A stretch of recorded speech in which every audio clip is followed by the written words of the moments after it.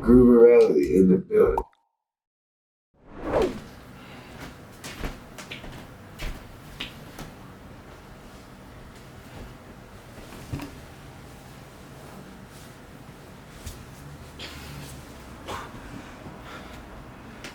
One day, I'm gonna get that perfectly.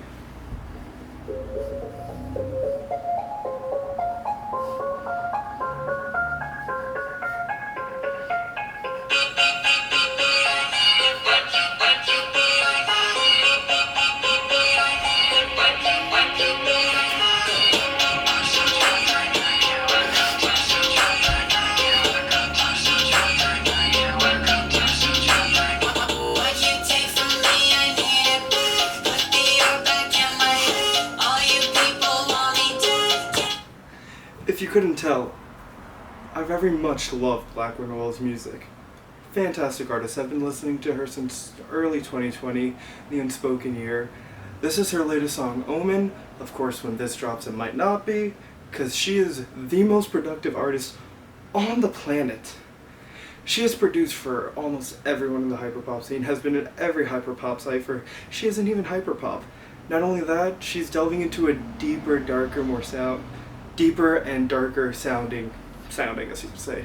I love it. Stuff like her music video Black Magician perfectly encapsulates that. Omen as well. Honestly, versatile artist, love her to death, and I was really excited when I got to interview her. She is definitely one of the most interesting artists I've talked to, and I was super excited. Also, that took a lot out of me. I need to go out more. Anyways, without further ado, here is the very fire first video interview of blackwinterwells. Live, I'm here with the legendary blackwinterwells. Some would say leader of Helix Tears, also part of Garden Avenue, and definitely one of my favorite artists from like the last 2 years. Hello. So just tell me a little bit about yourself. How have you been? What's up? Honestly, I've kind of been losing my head a little bit. Canada has been handling the COVID thing a little bit badly. I mean, like, kind of everyone's been handling it badly, but we've been handling it badly and don't have enough vaccines. So, like, I've been in my house for too long. I'm tired of it. I want to go places. Other than that, kind of same old, playing RuneScape, making beats. You know how it is. No, yeah, I definitely feel that. It's getting a little bit better here, which is kind of surprising, because I thought we'd be like the last ones to be doing well. And I was like, maybe, I'll just never go to another show again, or maybe I'll never be able to not wear a mask again. We'll see where this goes. I mean, the fun thing here is that apparently our old conservative prime minister, while he was in control of things, decided to close down all of the vaccine factories. Oh, well, that doesn't seem very effective at rolling out vaccines. I guess no one except, I don't know, Bill Gates predicted that there would be a pandemic. I feel like Bill Gates was definitely ahead of this. Didn't he want to, like, solve all the world's viruses by, like, now? I don't know. I just know that, like, literally, like, 4 months before the pandemic, Bill Gates was like, there is going to be a pandemic and we are not ready and we should get ready. And then there was a pandemic and we weren't ready and we should have gotten ready. I mean, love him or hate him, he kind of called it out. Imagine if we called this like 4 months earlier. Maybe we would have, not been stuck in our homes for like a year and a half. But I mean, the thing is, like, it's still like if any of the world governments had been like, okay, just stay in your house for a month and do not leave under any circumstances, and we will like deliver you food. Like, we will get, I don't know, some sort of people to deliver you. We'll food, get drones like employees. Or drones, yeah. Like, it could have all been over way earlier, but everyone's like, oh, the economy. We have to keep the economy going. Yeah. Anyway, enough about virus. Now let's move on to the economy. Now let me stop. Let's talk about Marx's labor theory of value. I just want to say thank you for being on here. I've been like a huge fan ever since I heard you on like a Shinny song. I think it started off with Shinny and then it went to Polo and I was like, wow, you're on everything. Literally. Oh yeah, there was I remember, I think me and Glacier made a beat, and I didn't know Shinigami at that time, and Shinigami didn't know me, but Glacier sent Shinigami the beat, and then Yerms got on it too, and I didn't know Yerms then either, and I really liked that song. Yeah, no, and It was like forever ago. ever since then I've headed down like the Blackwinterwells like lore kind of extended universe, iceberg theory, whatever you want to call it. I even found Drain Puppet somehow like randomly one day. The forbidden the forbidden name. No, but like the more I like delve into your discography, the more I was like, wow, you are literally in every genre, on almost every like hyperpop cipher. Like you're in everything. I try my best. I mean, there isn't fucking anything else to do, these days. So it's like I spent all last year just like making 40 billion songs a day because I was bored. I mean, they're all bangers, and it's all been really well. I mean, I like listening to it. I can't speak for everyone else, but shit. I like listening to it too. Why does my camera want to be stupid right now? I don't know. I was saying, like, I find it, like, kind of, like, rare when I talk to artists. They're like, yeah, I like my music. I listen to it. And I'm like, I do too. But, it's kind of weird. And I didn't know that was just, like, a universal thing where artists are like, yeah, I just don't listen to my own music after I make it. I mean, I guess it kind of depends on the music. Like, I could definitely understand, like, guys who make really sad songs not wanting to listen to them after the fact or whatever. And there's also a lot of people who are just, like, really insecure about their stuff. Like, I definitely, like, there's a lot of stuff I made a year ago that I think is trash, and there's a lot of stuff I made a year ago that I think is terrific. And so, some of it I listen to, some of it I don't. It's just, can't win all the time. But I definitely think it's, like, surprising to me when, artists I really, really like are like, oh, no, I hate my music. And I'm like, why are you making it then? Why don't you make different music that you like? I feel like that's like Drake. What? I feel like Drake doesn't like his own music. Either that or that's all he listens to. I feel like there's no in between with Drake. I feel like Drake is I have no. I mean, I definitely think if Drake has the same opinion of his music that I have that I do, then I would if I was Drake, I would not listen to a whole Drake album in 2021. Honestly, I feel like as a society we've moved past the need for Drake. And yeah, he's like biggest rapper on earth right now. So honestly, I feel like he's just one of the biggest artists on earth right now, and I'm like, that's a little upsetting to say the least.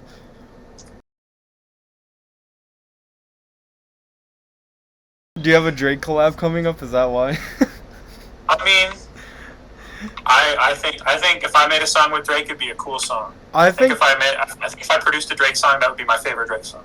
I could definitely see that. I feel like one day Drake is just gonna move towards like the underground kind of hyper pop side of things, just like I don't know about hyper pop. I feel like his music is maybe too heterosexual for that, but I definitely think he might move in a more electronic direction at some point. I mean, it seems he always does what like people want to hear, and like the masses still don't really like electronic music that much, and never really have. You know what I mean? Yeah. Like, Skrillex was never like on Billboard, like Hot 100 type shit. Yeah. Except when he was making stuff for Justin Bieber. So I guess Drake just has to go Justin Bieber mode if he wants to do electronic stuff. I feel like he could definitely like pull it off and make a like electronic or not even a revival, but like a electronic scene. I could just see like Drake at a rave. We've been talking about Drake for longer than I've ever talked about Drake before. This is too much Drake. It's just gonna turn into a Drake critique interview. Yeah, it's just like examining the ethical implications of Drake. That's a joke. Colleges and universities one day will have courses specifically designed to Drake. All right. Must interrogate Drake from a Marxist perspective.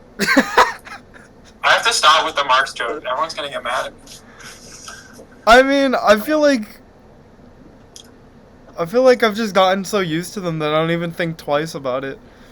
And then I feel like someone else will hear and be like, are you just like disrespecting this country entirely? I'm like, nah, man, I'm just here. Just vibing. But then again, you kind of can, because you're not from here. Makes it a little bit easier. What country am I disrespecting? I don't know. I feel like America has a thing against Marxism in general. I think everywhere has a thing against Marxism in general. That's fair. Yeah, I can see that. It's like communism, bad. Capitalism, good. Money. I mean, everyone just does love their shmonies. We are talking about the most random shit. Yeah, I kind of came in here with, like, topics of discussion, and now I feel like we've just gone from, like, Drake to, like, sociopolitics and economics. We're all over the place.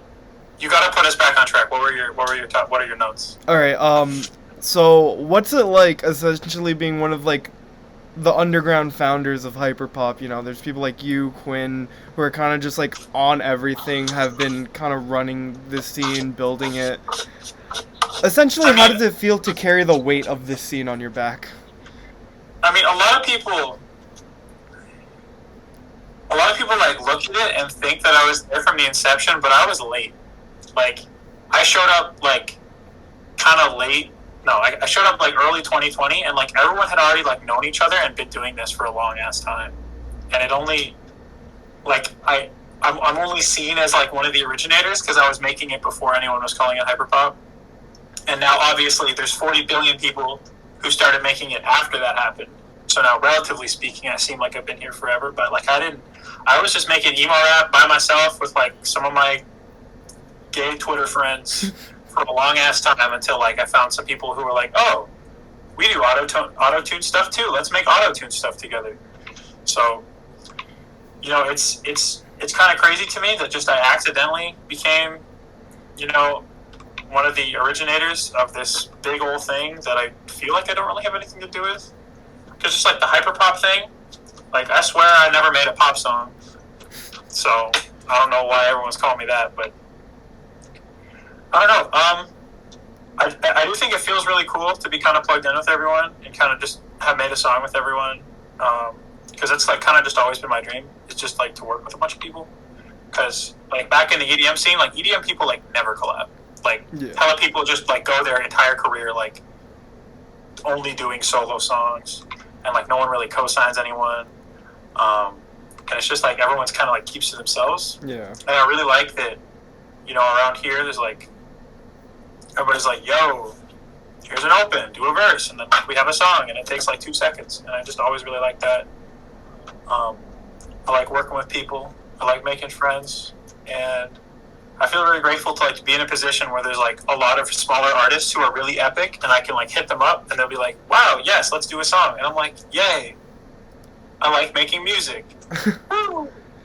No, that's definitely pretty cool. And I mean, I feel like there was a interesting part of, like, early 2020 where everyone started to get trapped at home. They're like, well, let's just, like, listen to music and stuff. And I feel like a lot of kind of just, like, hyperpop started there, where everyone had, like, nothing to do. Everyone was stuck at home. We were all playing Among Us and, like, just surfing the internet to, like, not go insane. And it's kind of crazy because I feel like that was a really beautiful time of, like, discovery of new artists. Like, I discovered you. I discovered a whole bunch of different artists. Made a whole bunch of new friends over online that, like, I'll probably never meet. But I don't know. I call that the age of discovery, part 1. Yeah, well, I mean, it's definitely, like, it's weird how the pandemic seems to have had a huge boost on, like, a few specific sectors. Like, yeah. The recording industry is now 100% of the music industry, you know? Yeah. Like, obviously there's merch and shit too, but, like, touring doesn't exist. So as a result, like, records are the thing right now. And that's rare. Like, that doesn't usually happen. Usually it's like, you put out an album, and then you do a tour, or you do a couple tours, or you do, like, a few tours, and then you, like, don't put out music for a while. But now, like, that whole thing's been thrown out the window, so everyone's dropping, like, 47 tracks a day, or whatever. And it's just, like, it's really weird to think about how we're going to get back to the old model. Like, traveling around and not putting out a song every day, like, is going to be super weird. And also, like, you know, a lot of the kids who are making music right now have, like, never played a show. And, like, they have these huge fan bases and they've never played a show. And that's unheard of, too. Like, the whole thing is just, like, shifts the paradigm so much, and it's so confusing to so many people, and, like, labels don't know what to do about it. Like TikTok was a significant part of music now, but now it's, like, kind of the whole thing, because now recording is the whole thing. And so the thing that makes records blow up is the whole thing. And it's just, it's kind of crazy. And, you know, I think it's really cool that, like, so many artists kind of got their start in a time where suddenly the entire music industry was accessible from, like, your bedroom. Because you don't have to do any of that stuff. So I think it's awesome what's happened, but I'm, like, really excited to get back to playing shows and shit. No, yeah, so, I definitely agree. And I feel like it's going to be a really interesting kind of thing that goes on when people are able to play shows. Because I'm just imagining people like Kamo just coming out, like, having his parents drop him off at the show and just, like, on stage, and you just got a whole bunch of people just going crazy. And I feel like it's just going to be really interesting to see how, and even if we go back to, like, how it was before. Because, I mean, I don't think anyone has ever, like, not played a show and have such a huge fan base like how people in the hyperpop scene do, or, like, just the internet scene in general. I mean, they're definitely, like, there are a ton of, like internet musician or, like, bedroom musician was, like, definitely, like, a job title for a while. Like, there are people who push it on Bandcamp, don't do shows, don't do all that shit, but it was, like, they were rare, and they were usually, like, for them to, like, get really popping off, it was usually, like, because they made music for a video game, or they were just, like, kind of at the forefront of, like, a weird internet genre, like Witch House or fucking Vaporwave or like C-Punk or any of that shit. So I think it's just really interesting now that, like, it used to be that if you were a bedroom musician and that was all you did, there was a weird angle to it, and now it's just like that's what everyone is. Yeah, no, I 100% agree.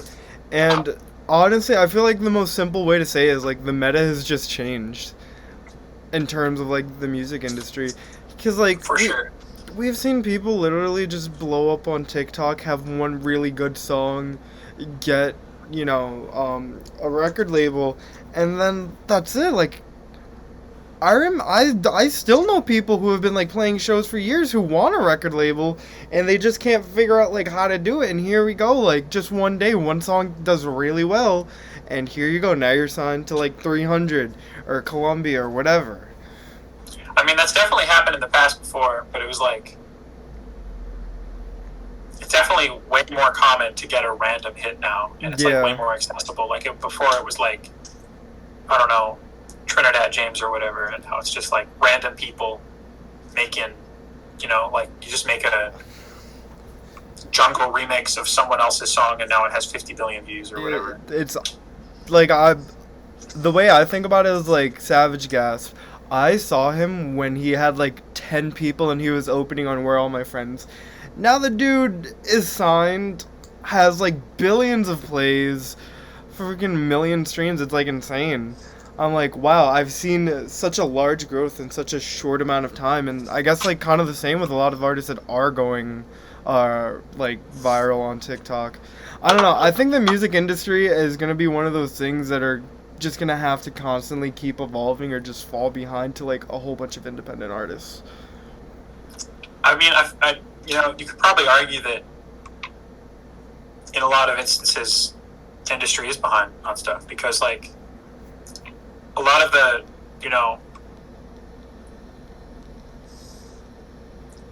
I feel like a lot of times the industry is late to things. Oh no, they definitely are. Because there's a lot of artists in this scene that are being signed now rather than like a year ago when everything was really exploding. And I guess it just goes to show how like slow on the draw everyone is about stuff like this. I mean, in a sense, I kind of understand because the kind of goal of any business is to make money, and same thing with music. But that's another thing. Like, I feel like artists who aren't signed, who are like making 10, 15 songs a day, aren't so much focused on like the check as much as like, this is me. I am making this thing with like my hand and my body, and like I like this, and other people like this, and this is art. Yeah. Well, it's also just about like building something up. Like within the music industry, you drop like one song every however many months, and if that song, isn't a huge hit, you kind of like regroup and like sit around and like think about what the next move is. But like, around here, it's just like you drop a song and then you drop a song and then you drop a song and then you drop a song and then you drop 47 songs and then one of them blows up and then you're like, okay, cool, and then you keep going. Like it's like a totally different mindset. It's a totally different approach. Was there like any of your songs that you were like, wow, this song is doing way better than I thought? That's nice. I think Omen, I did not expect to be going as crazy as it is right now. Like, it's just like I remember I was making this and I was like, this is really dark. This is really gritty. This is like, I don't know if this is like too edgy for what people want right now. And then I dropped it, and like so many people, like my friends, like hitting me up, like, wow, Omen is crazy. Like people I like, or like my sister like texted me like, yo, Omen is like your best shit, and I'm like, thank you. Like it's. I feel like every time I take like a huge risk, it always pays off, and I'm always surprised. And I don't know why I'm always surprised, but like anytime I make something really, really weird and different, people always seem to connect with it, and I'm really happy about that because I would hate to be one of the people whose fans always expect the same thing, Yeah. I mean, that's another thing that I really like about you, is that I never generally know what to expect. I don't know if I'm just going to be, like, kind of shoegazing, or if I'm going to, like, jump off the top of my bed and, like, wow, this is really energetic. And that's just, like, another thing about you, that you're just so diverse with your music. It's refreshing, honestly, to not hear the same thing all the time. And the weird thing is, like, I've been making all different types of music forever, but, like, I always felt like in the EDM world, people want the same thing from you over and over again. Like, a lot of really successful EDM guys, all of their songs are very, very, very stylistically similar. Yeah. Which makes sense, because, like, there's no, like, singing voice to connect to, like, because obviously if I'm singing on every song, then like the thing that holds them all together is my voice. But if it's all instrumental, then that voice needs to be like a synth or something. Yeah.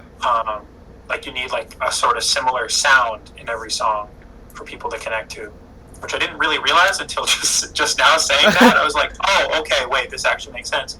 But that was never how I did things. Like I'd always just like make an upstep song, make it chill wave song, make it da da da da da da da. And I guess I just needed to start singing on it for people to like get that. Yeah, I mean, I feel like a really good example of that was your song Hearse. Like, it has like 3 different genres in it all at once, and I was like, oh, switch, cool. I like when things switch up in the middle. Oh, another one, cool. Yeah. And then there's like a third one. I was like, fuck, I can't handle this right now. I mean, that's another, like, that's like I was making that, and I was like, I have no idea if people are going to like this. I have no idea if this is, like, too much. Like, I'm always asking myself, like, am I trying too hard? Am I doing too many weird things? I just feel, like, super grateful that people like it when I do weird and fucked up shit in my music. Well, like, those weird and fucked up things that you'd say are, like, stuff that people have probably been wanting for, like, forever. Like, I remember I was like, I want something that's like EDM and like pop and just like overfilled with everything that's like normally good that some people would then consider bad if there's too much of. And like now that's what people want. That's what everyone is doing.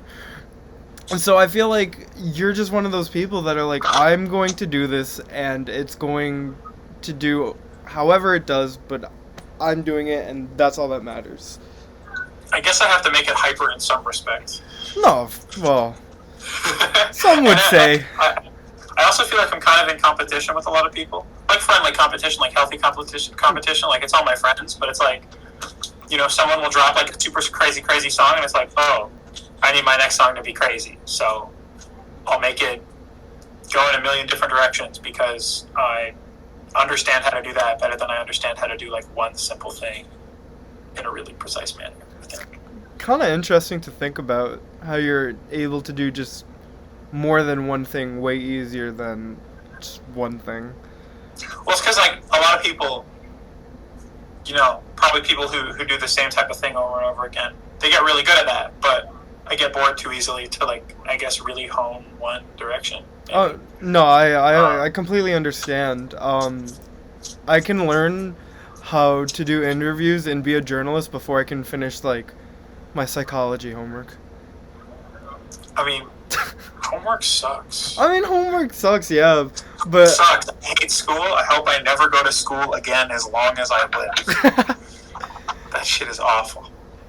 How did your family feel when you were going more into the direction of music and the creatives and the arts rather than, like, traditional, yeah, I'm just gonna go to school 4 years, graduate, get a decent job?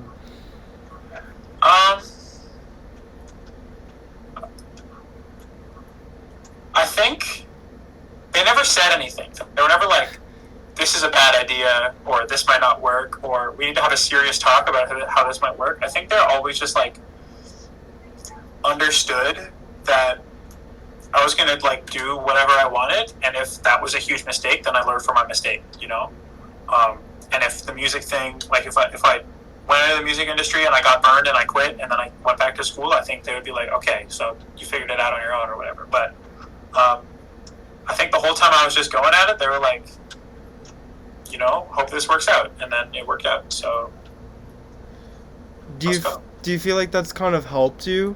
Because I feel like when you have your parents saying, yeah, you shouldn't do that, it kind of like discourages you a little bit, even if you already plan on doing it. But I feel like it's the worst. It's the worst. I mean, like, definitely I would not have the skill set I do if I was not like afforded the freedom to work on it for years and years. Nice. Like, I mean, 100%. You've clearly done really well, and I feel like that freedom is a big part of doing things. Like, learning from your mistakes is huge rather than someone saying, okay, this is just like an immediate mistake, because in that instance you're more like, well, I'm here, I know what to do for next time, rather than like wondering what could have potentially been a mistake, but also like how that could have been, you growing in a sense. Well, I think making mistakes is very important.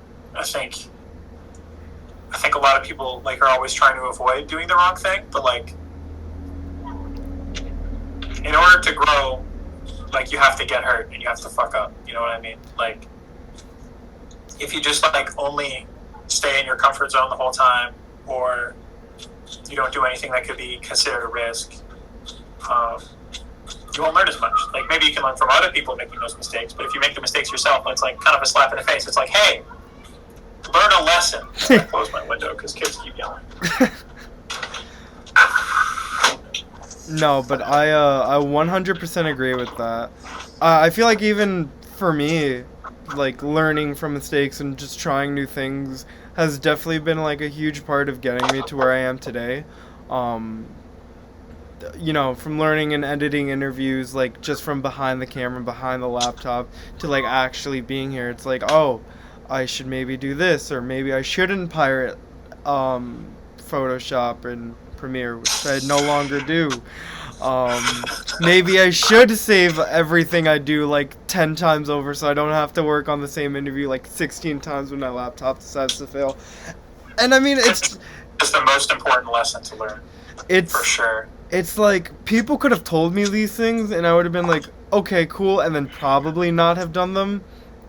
But now learning and like spending hours behind a laptop and now spending hours in front of a camera, I've learned a lot, and I wouldn't have learned a lot if I wasn't able to fuck up so many times. So I definitely know what you mean. And especially with music too, I feel like it's times two because it goes out to a lot more people. I don't know, it's just interesting to me to think about like how we've all grown by fucking up so much. Yeah, for sure. And definitely, like, that's also why I make so much music, is because the more music I make, the better I'll get at it, I feel. And obviously, there's something to be said about deliberate practice versus just making the same mistakes over and over again because you're not paying attention. But I definitely feel like if I didn't make 10 billion songs last year, my music wouldn't be as good this year. No, I mean, you refine your practice so much that you begin to hone in on it, and then you can practice on something else. And then it's just like a huge, like, stairs of skill sets that you learn. And with music, it's I feel like, again, it's like times two because there's so much you could learn, but there's also so many ways you could fuck up. True. Have you become kind of like a mother figure to your friends in a way, or like people now entering the scene? Because I feel like if I was entering this scene with the intent to start making music, you're probably one of the people I would go to and be like, hey, is this good? Can you give me some pointers? The thing I notice about a lot of the newer artists is that they don't really give a shit what anyone thinks. So like I feel like it's very rare. Like I have a bunch of friends who like they make something and then they hit me up and then they're like, what do you think about this? And I give them feedback. But like 90% of the time I think they just want to do it and not have any external feedback. And like I get that because like that's how I am too. Like I never really took anyone's advice. I never really like made a song and then like looked for external feedback so I could twix it, except for mixing. I think that's important for mixing. Like a lot of times I'll make a mix and like I'm not sure if the vocals are too loud or too quiet, and I'll send it to someone if it's a record I really care about. I'll test it in my car and shit like that. But just like from a musical standpoint, I feel like a lot of people these days kind of like go into their cave and then they tinker with it and they don't really like want external feedback. But I definitely it's an interesting question. I do feel like I do have like, you know, this sort of like elderly sage thing going on where like a lot of people are like, yo, I don't know how the music industry works, or like I don't know what I should be doing or how much I should be releasing or whatever. And like sometimes, you know, I do like giving advice and I do like teaching, but I think like 99% of the time everyone just wants to do anything on their own anyway, which is like, I totally get that. I respect that. I've been wondering this for a while. Who was like your first real friend in this sort of genre? Because of course you've collaborated with like a lot of people. So the person who in effect introduced me to the entire scene was Chach. Like I didn't know. Like Chach found like my joke songs, and then I think I like DM'd him, and then I was like telling him, like I was like linking him some of the Blackwinterwells shit. He was like, oh yeah, no, I know Blackwinterwells. And I'm like, oh okay, sick. And then he was a member of Goon City at the time. He might still be. Why don't I remember that? I don't know. Anyway, and then he showed my music to Kills, and then Kills was like, this person is epic, get them in Goon City. And then I was in Goon City, and from there it was just like a snowball of meeting people. And Quinn was in Goon City at that time too, so you know we ended up making some songs, and it's kind of the rest is history. You know? Yeah. No, it's been really it's been really interesting, especially with like, you know, the bigger collectives like Goon City, Helix, Tears, Nova Gang, like stuff like that. Seeing how all these people are coming together, like Red, the song Red had like everyone on it, and I was like, huh. I can barely, like, get together with one friend and plan, you know, to get lunch or something, and here you guys are just recording all these verses over a beat. It's really insane. The big songs were cool. It's always been... Cyphers were always, like, the coolest things to me. Like, I remember when I was in high school, when I was, like, a huge Our Future fan, as well as, like, obviously everyone was a huge Our Future fan. I remember, like, seeing the oldie video and being like, I need this. I need 10 other people who want to make music exactly like me, and we'll do a fun music video and punch each other in the face in the music video and be stupid. And I still haven't met most of the other people on Red, but you know, hopefully one day I could, you know, get together and do like a big posse cut music video, because that's just like That'd be insane. It's the most beautiful thing, you know? Just like a bunch of people coming together and making one big fucking song. Like, it's just such a, you know, like, they're not always going to be, like, the most popular songs or the most, like, necessarily good songs, but there's just, like, the camaraderie is so important. Yeah, no, I 100% agree. And I mean, like, I felt that, like, the same way I'd feel, like, back in 2016 watching, like, cyphers like Double XL when that was, like, cool, or, like, the Odd Future cyphers, the same way I felt when I listened to, like, Among Us, the Among Us cipher, or, like, Red. Listen to Among Us. No, okay, when that came out, that could have not come out in a more optimal time when Among Us was, like, the biggest thing. I think it's extremely funny that song exists. I think this is probably my darkest secret, is that I think the Among Us joke, I think the Among Us meme, I think sus, imposter, all that shit is just the funniest shit in the world, and I just, like, can't stop. Like, I just, like, my friends are so tired of my shit because I'll just come into the VC and I'll just say the word Among Us repeatedly until they leave. Like, I am a terrible, terrible person to be around just because I think Among Us is the funniest thing. I think I have brain damage or something. Just the fact that there's, like, before Among Us became a joke, there's an Among Us cipher where everyone was talking about Among Us. It's literally the fact that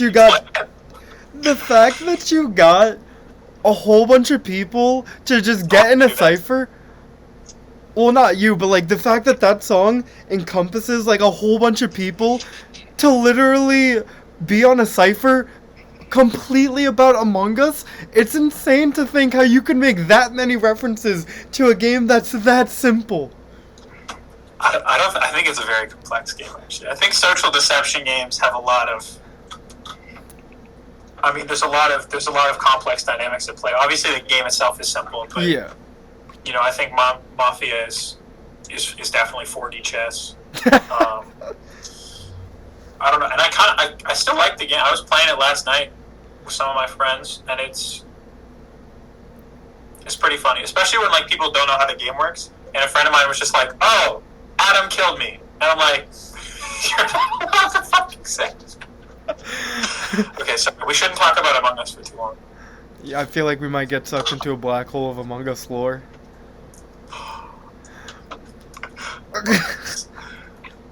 No, but yeah, I honestly just, like, the hyperpop ciphers, the one that we will no longer speak about, Red, Lose Crackhead Freestyle, like, all that stuff is insane to me. That all you guys can just come together and do something that I feel like for a while started to feel played out, and now it's kind of like something that's fresh and new and everyone loves. But, I definitely think that doing the big, huge songs is, like, a bit played out now. Like, there's so many big, huge songs.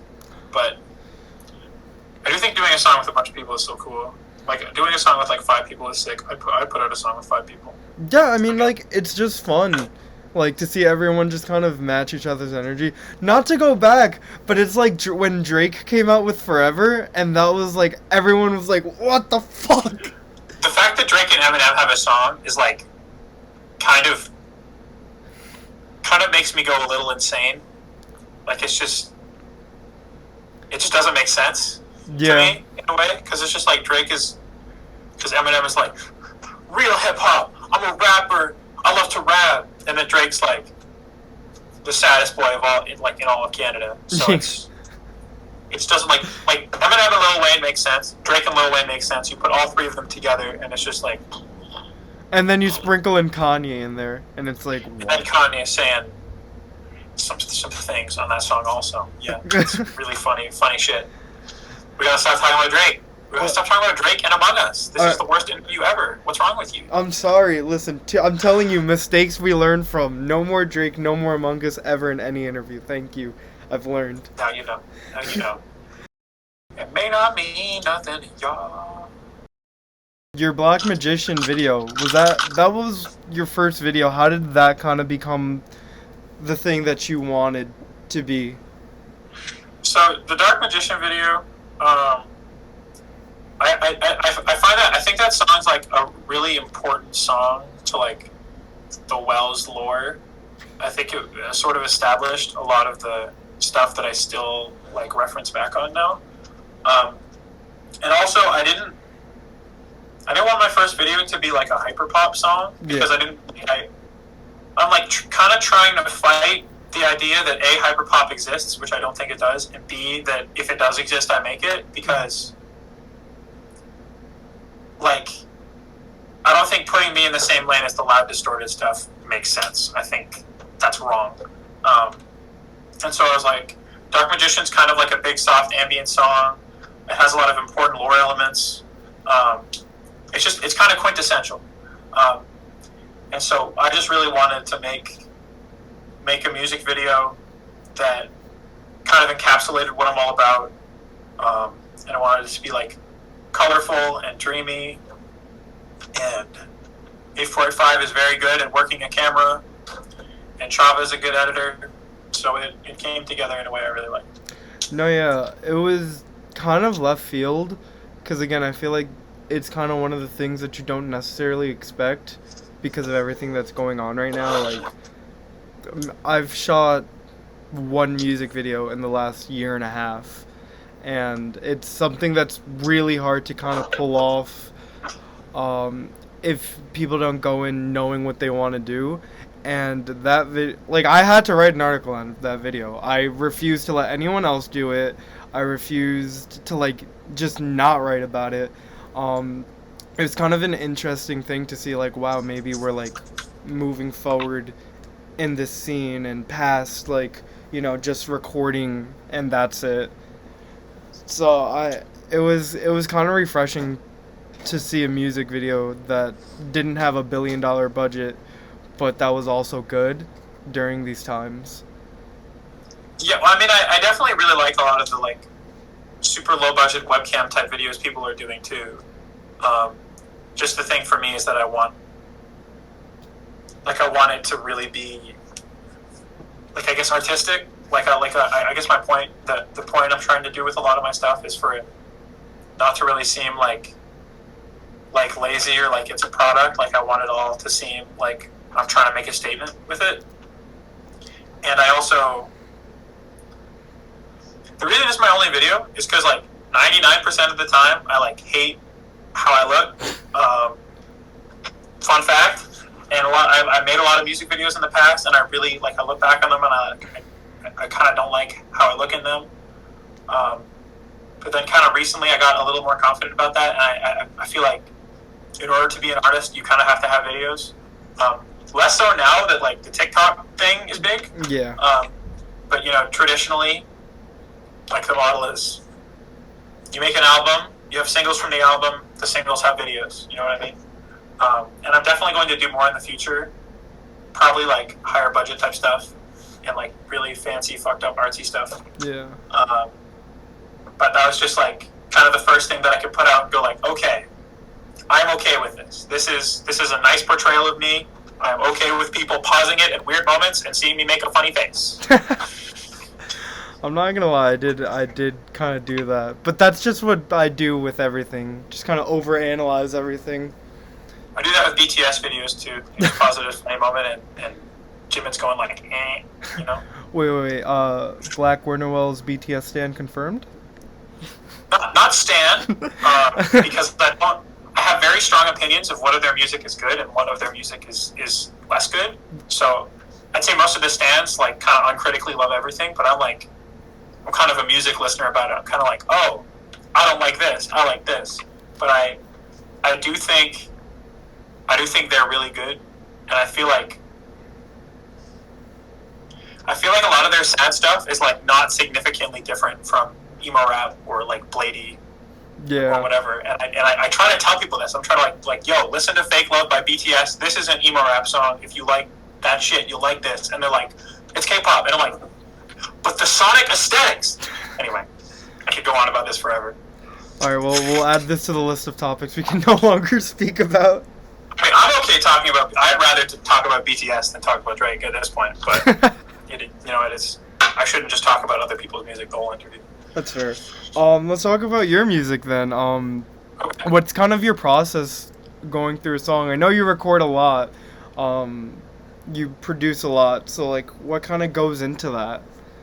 So these days, usually what I do, and I think for almost every song I put out this year, it's been like that, except for when my computer broke, so I couldn't work on stuff. So Restore and Frostbite, I didn't do as much on as I normally would have, but for Strength Bonus and Hearse and Omen, my process is I make a demo.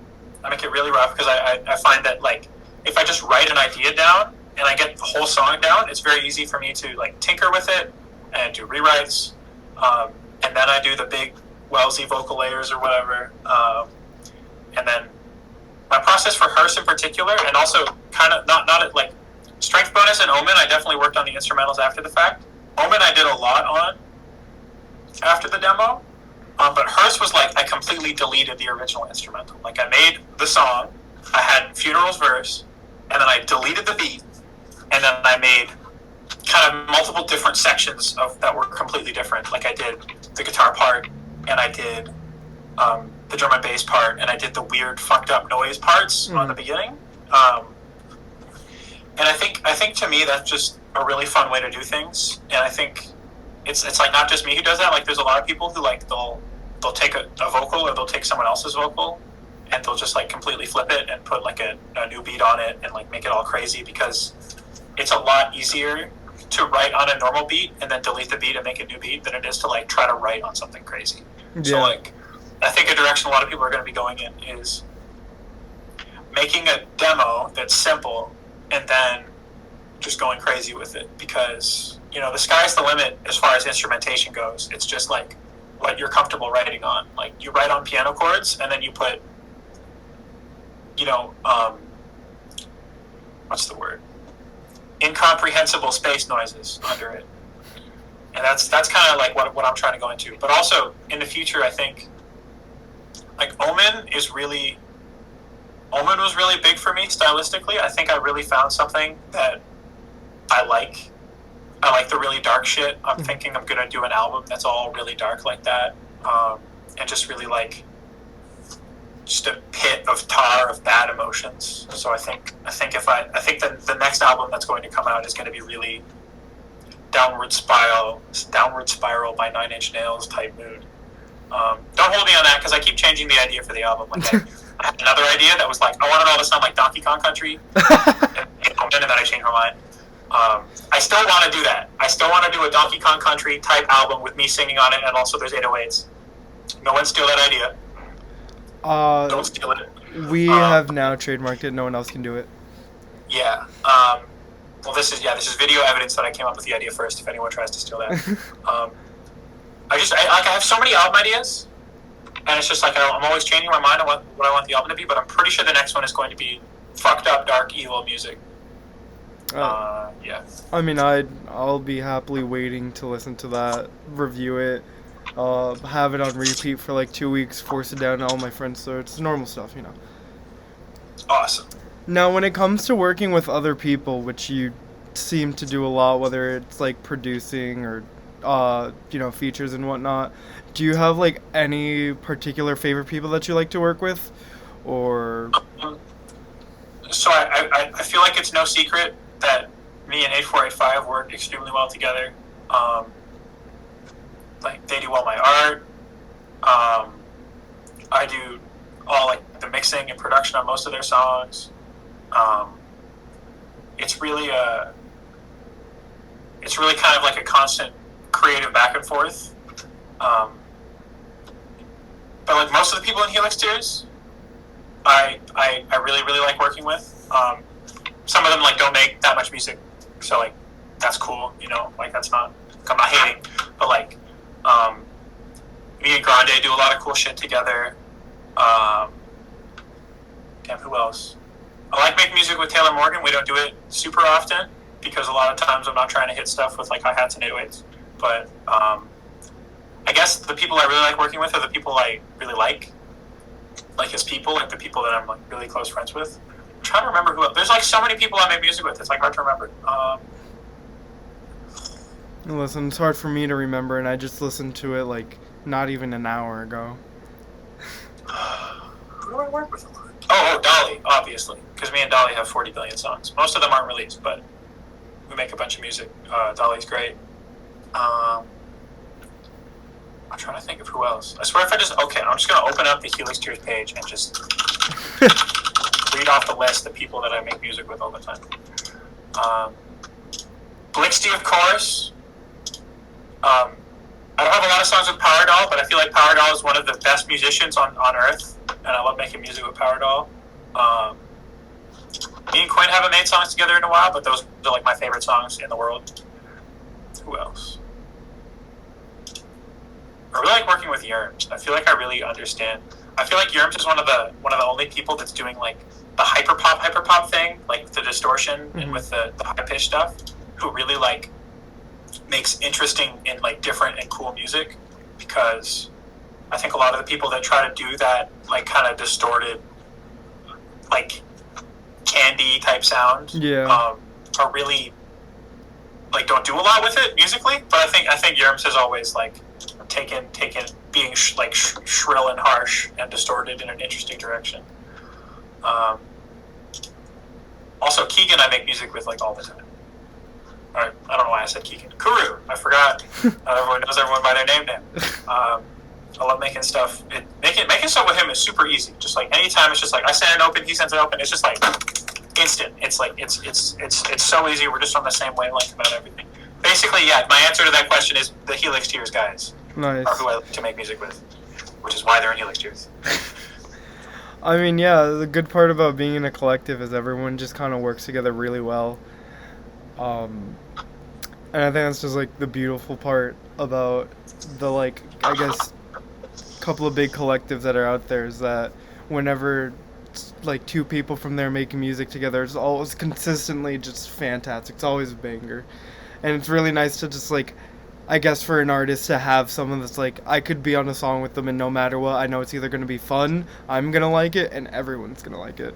So it's I get it. I could understand why. My name is Deadboy.img.